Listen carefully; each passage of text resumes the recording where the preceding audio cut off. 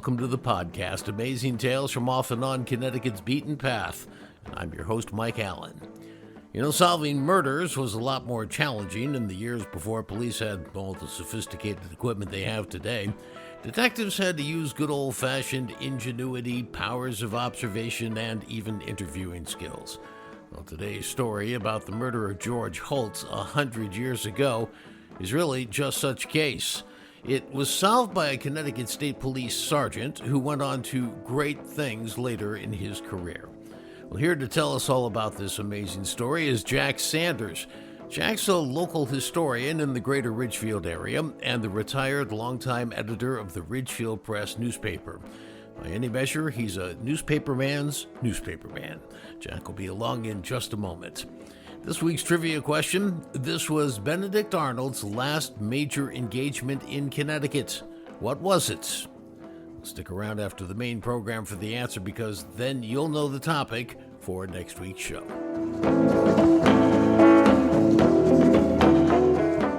Amazing Tales from Off and On Connecticut's Beaten Path is brought to you by our sponsor, Yale New Haven Health. When people need the best quality health care, there's a reason they turn to Yale New Haven Health. In 1826, Yale New Haven Hospital became Connecticut's very first hospital. They were the first hospital in the U.S. to use chemotherapy. Yale New Haven was the first to introduce insulin pumps for diabetic patients, and they introduced the world's first intensive care unit for newborns. For more information about Yale New Haven Health, visit ynhhs.org. That's ynhhs.org. The year was 1923. That's a little more than a century ago. It was a vicious and diabolical murder. It occurred in Ridgefield, Connecticut, and it was right near the border with Reading, that setting most decidedly quite rural. Despite the presence of the Danbury to Norwalk train line, which was put in the 1850s, this region was about as remote as you're going to get in central Fairfield County. It was beautiful. It's got sprawling farms, at least back then it did, a few gorgeous ponds, and local farmhands George Holtz and John Dandone. Now, both George and John worked on those sprawling local farms as part-time helpers, but there was a nearly 50-year age difference between them. George Holtz was in his 70s, and John Dandone, well, he was in his 20s. George Holtz was murdered on the evening of May 4th, 1923. The case, well, it stumped the local police and all the residents in the area alike for quite some time. That was until some good old-fashioned gumshoe detective work put the pieces of the puzzle together. It was indeed a challenge for Connecticut Police Sergeant John Kelly to figure all of it out, but he followed those time-tested methodologies of old for uncovering clues, and yes, he finally broke the case. One of the many twists and turns involves the age-old practice of picking dandelions in the early spring. That's not to declutter a manicured lawn, but rather for dinner. You're going to hear about the role that dandelion picking played in this rather sordid affair from our guest today, and that would be Jack Sanders. He's a noted Ridgefield historian and the retired longtime editor of the Ridgefield Press. Now, when you look at George Holtz, who was the deceased in this case, he's in his early 70s, he's divorced, he has a child, but he's working on a farm, and so is this guy who we're going to get into later, Dandone. If you could just spend a second telling us what it was like in those days for farmhands to be hired and work a farm in that section of town. Most farms used temporary labor. They would hire seasonal help. And both of these people were seasonal help. There were two or three that knew them and used them for various tasks like plowing, clearing the fields, getting ready for planting itself, and eventually weeding, harvesting, all that stuff. Now, this murder occurs in May, early May, so they would have planted and, things would have been set up for the season. They would just be planting in May, because it's still very close to the end of the frost season, so they would have just been getting things into the ground. This is also the time when dandelions are up, right? Yes. That's the time to eat the greens. Once they get into June, July, the leaves get bigger, they get bitter, very bitter. It's the fresh leaves that come up very early in the spring that are the tastiest. Tell us about Dandone and Holtz when they worked together. Holtz used to pick on him, didn't he? Yes. They believe that he used to make fun of Dandone's Italian heritage, perhaps his accent. But Dandone came over here in 1918. He should have picked up a good deal of English by then, but he was living in much of the year in an Italian community where probably just Italian was spoken, so I don't know how good his English was. But Holtz was probably also a person who had an accent, because I think he's from Germany. And I don't know where he got off picking on the poor Italian accent, but anyway, he did, and there were witnesses to that told the police about it. So there was animosity. Now let's get into the incident itself. So Dandone is walking along the train tracks saying that he's going to a field to get some dandelions. There's going to be a call made on the morning of May 5th to the local police. And local police in those days was the Connecticut State Police. And there was a new guy who was running the Ridgefield Barracks. Tell us what you can about that. The state police had been founded in 1903, based in Hartford, with 5 men. 5 men covered the entire state of Connecticut. For a long time, if you called and you needed their help, primarily with any kind of statewide laws that were fairly serious, if you called for help, they would have to take a train to get to you. This is before the cars were even popular. And the state police department didn't grow much until 1920, when Prohibition came. And then all these towns that basically had no police departments, they may have had a constable or 2, all of a sudden had to enforce the ban on liquor. They couldn't do it. They didn't have the manpower. So all of a sudden the state decided to greatly increase the size of the state police, and they set up local units. The first one they set up was Troop A in Ridgefield. Now, there's a guy named John Kelly who's going to be in the Ridgefield Barracks as the commander, and he's in his 30s, and he had a pretty meteoric rise, didn't he, through the ranks? He did. He's an example of what you might call a self-made cop, because he went into the Navy during World War I and was involved in submarine chasers. And after he got out, he joined what was then a state agency that policed motor vehicles. It was a motor vehicle patrol. It was not the state police. It was a motor vehicle patrol. They used motorcycles. Their aim was to crack down on these newfangled automobiles and unsafe equipment, unsafe practices, making sure they're registered. They were especially interested in trucks, which were quite dangerous back then. Meanwhile, Prohibition was adopted, and that was in 1920. That's just about the time that John Kelly had joined this motor vehicle patrol. But the state, with Prohibition, all of a sudden had all these new problems to deal with. Immediately, the old motor vehicle patrol that Kelly had been in was absorbed into the state police, and all of a sudden, Kelly was now a state policeman. Kelly was a sharp guy. This was all 1921-22. By 1923, he was a sergeant, and he was in charge of Troop A. Now that's, as you said, kind of a meteoric rise. Remember, too, that there was no state police academy back then.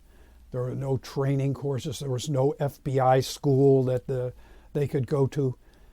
He was in charge of education for the entire Connecticut State Police as a side job. He was a sharp guy, very good instincts, and knew how to conduct an investigation. So now, Dandone, he had some, first of all, Kelly had some great opportunities to try out some of his insights, because Dandone had some characteristics that people found kind of interesting, and Kelly did ultimately as well. First of all, he was a bit of a hothead. he was a bit of, I'll use the word swindler. I mean, he used to tell people he was a special cop during Prohibition and show up at speakeasies and shake them down for hush money so that he wouldn't tell his colleague. Right. And he's not even a policeman, and he's telling people this. This is up in Danbury, yeah. So he's got this side to him for sure. And then in the Italian-American community in Danbury, a woman had come over from Italy named Mary Mastriani, and he fell for her, and now he wanted to marry her. And Mary's brother got a little bit involved with this, shall we say, and kind of looked over the shoulder and said, I know you're interested, so where's the ring, right? Yeah, and that's ultimately why all this happened, because this is a guy that's making $15 a week as a farmhand. A ring is going to cost, the ring he bought anyway, it was $100. That's a lot of money. So he had to find the money somewhere, and he knew that Hulse was in the habit of carrying $15 or $20 around with him all the time. So he knew that Hulse was a source of some money. Having little liking for the man, he decided, I'm going to get some money from him. Now, George Hulse, the deceased again, he's living in a shack on some woman's property near one of the farms.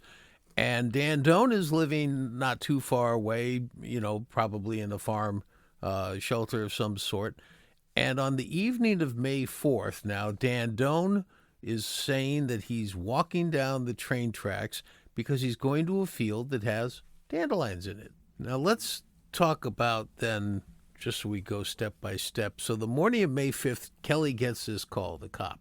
He meets with Dan Doan, of all people, shows up to show him around, and another guy, Albert Agner.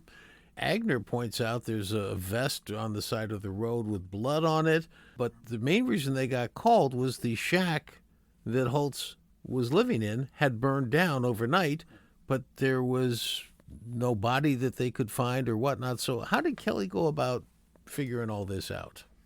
Well, the bloody vest, certainly a clue that something was awry. And he looked at the remains of the shack. He found inside a shotgun which had one shell in it that had been fired.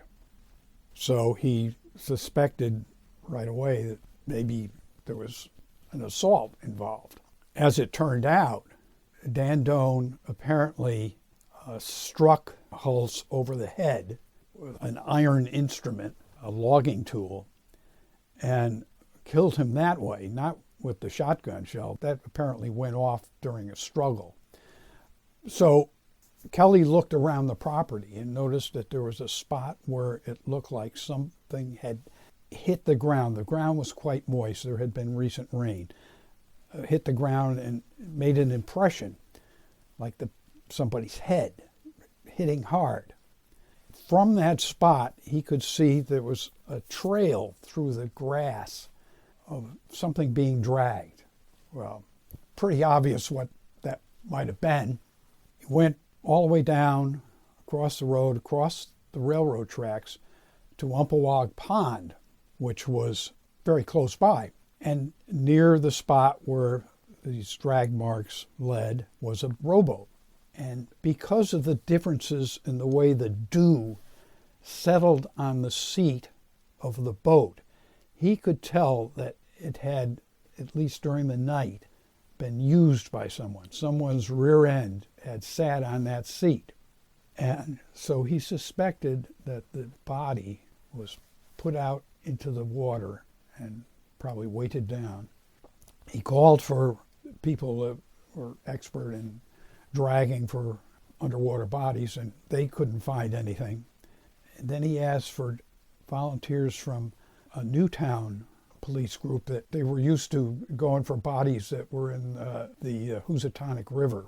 And after a short while, they found Hulse's body. Now, wasn't there something unusual about the body? I mean, it's not like he drowned, right? What did they find about the body? There was no evidence that he had actually drowned because there was no water in his lungs. There was no sign that he had been drinking. There's no alcohol in his stomach. And there were also, I'm pretty sure, wound marks on his head. So it was evident that he had been thrown in the water and not accidentally drowned. But how did they know that it was Dan Doan? Didn't Dan Doan tell him that he was walking along the tracks when he heard the gun go off? When Kelly started questioning him, because he had heard some things that Dan Doan had been seen in the area before the fire, he started questioning him. And Dan Doan admitted that, well, yeah, I was walking along and Holtz came out on his front porch with a shotgun and he aimed it at me and he shot at me. Thought I was picking dandelions on his property or in his territory. So Dan Doan tells Kelly he went after Holtz for shooting at him.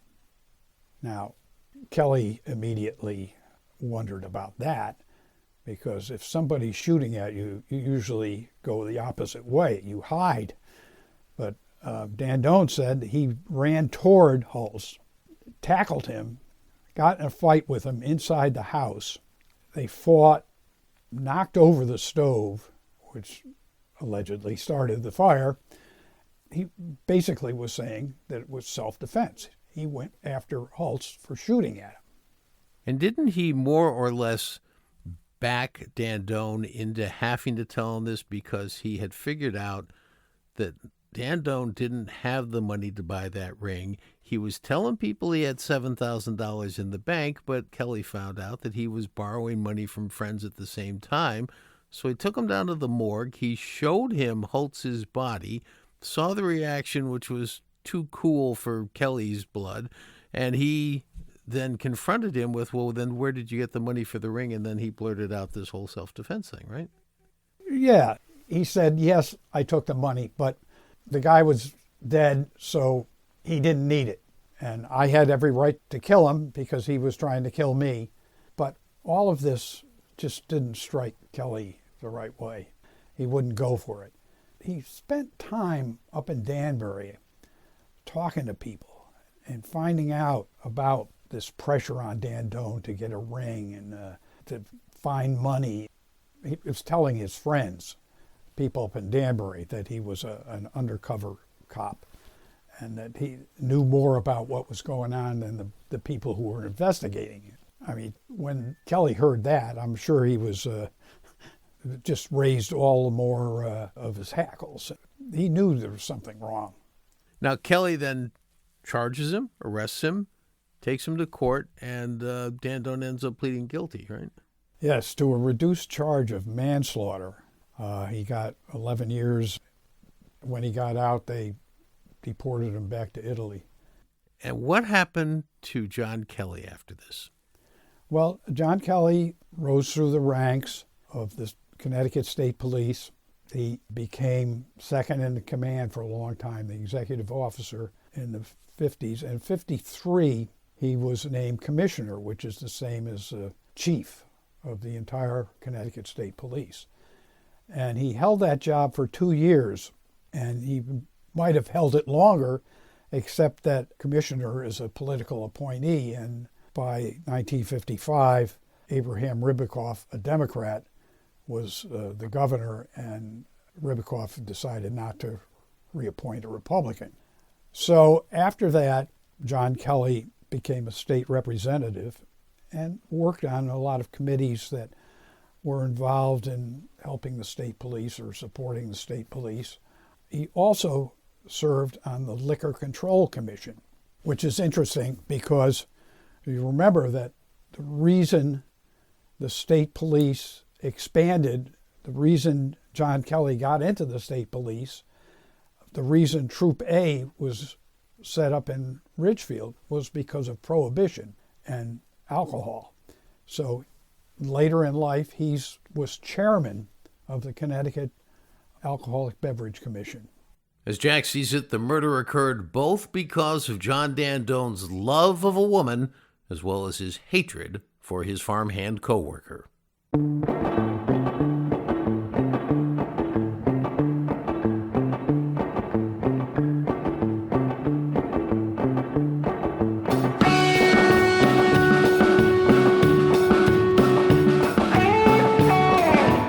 That wraps wraps up this episode of Amazing Tales from Off and On Connecticut's Beaten Path. You know, Commissioner Kelly was involved in a lot of fascinating cases over his storied career, but he always called the George Holtz murder his most interesting one. I want to thank our guest for today's program, Jack Sanders. He's a local historian in the greater Ridgefield area and the retired longtime editor of the Ridgefield Press newspaper. The answer to this week's trivia question, well, that question was, it was Benedict Arnold's last major engagement in Connecticut. What was it? The answer, the Battle of Groton Heights. And that's where both Groton and New London were raided by the British in a fierce and deadly encounter. Next week on Amazing Tales CT, we're going to focus on this incursion, which came very late in the Revolutionary War, and it saw one of the more brutal atrocities of the war occur there. Amazing Tales from Off and On Connecticut's Beaten Path is a production of True North Associates, LLC. This is Mike Allen. Be safe, and please stay healthy.